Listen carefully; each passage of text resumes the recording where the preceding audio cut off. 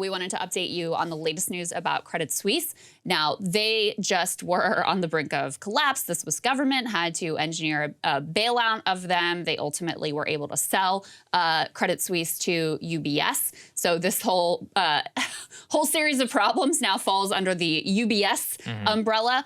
But there were some whistleblowers who just came out and said that Credit Suisse, even after being found to have been helping wealthy Americans hide their income and evade taxes, they're under a consent decree from 2014 because they pled guilty to all of these things, that they have continued to engage in the same type of behavior years after this consent decree and their guilty plea here with the U.S. government.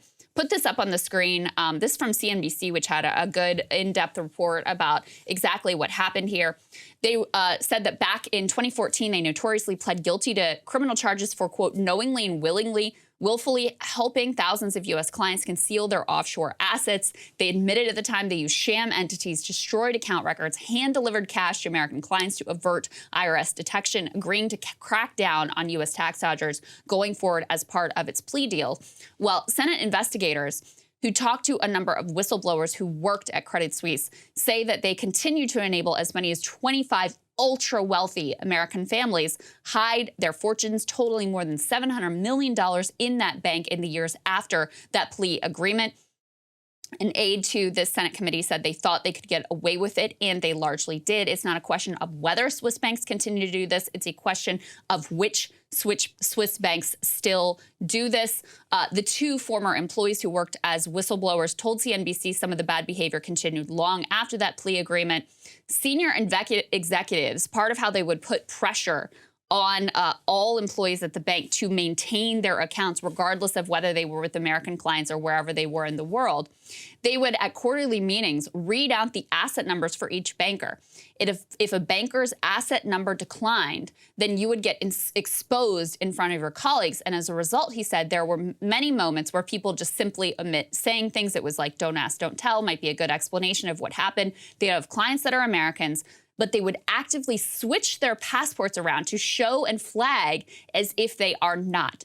To give you a sense of some of the specific details of what they're accused of doing here, one American client who was an heir to a $200 million fortune deposit at Credit Suisse emailed to say they had renounced their U.S. citizenship.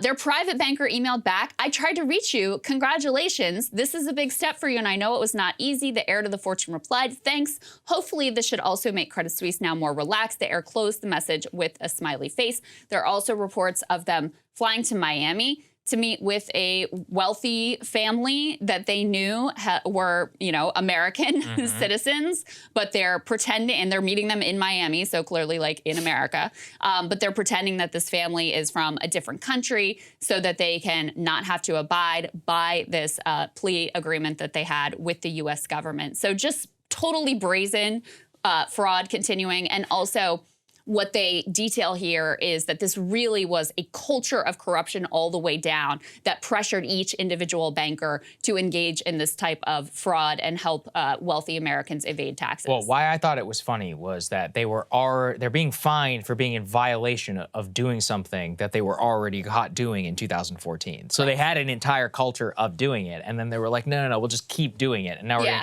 but here's the other question. I mean, they're getting fined potentially is up to $1.3 billion, but I mean, what we're looking at is hundreds and hundreds of millions of dollars that they helped protect in stolen, or from basically stolen money from the U.S. taxpayer. So I don't know.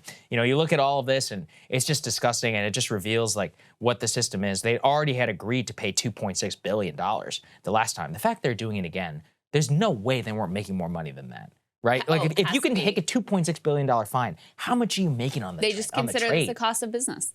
I thought a point that the whistleblowers made was very, intelligent, which was it's why else do you bank with a Swiss bank? Yeah, exactly. Because it's more expensive. It's more like there is no good reason to do it other than they'll help you commit tax fraud. Like that's the only real reason that it's worth doing business with these banks. Right. And so, yeah, many very wealthy Americans continue to do so because they knew that the bank would help them achieve exactly what they're being accused of achieving here. There you go. Yeah. The bank denies the allegations, The bank et cetera. allegedly, yes. Also, it's not like they just bought UBS or whatever, so it's not like UBS bought them. Oh, sorry, yeah. UBS bought them. Yeah, so it's so like UBS it's not like they're is doing now fine. their problem. Oh, well, probably the same banking practices.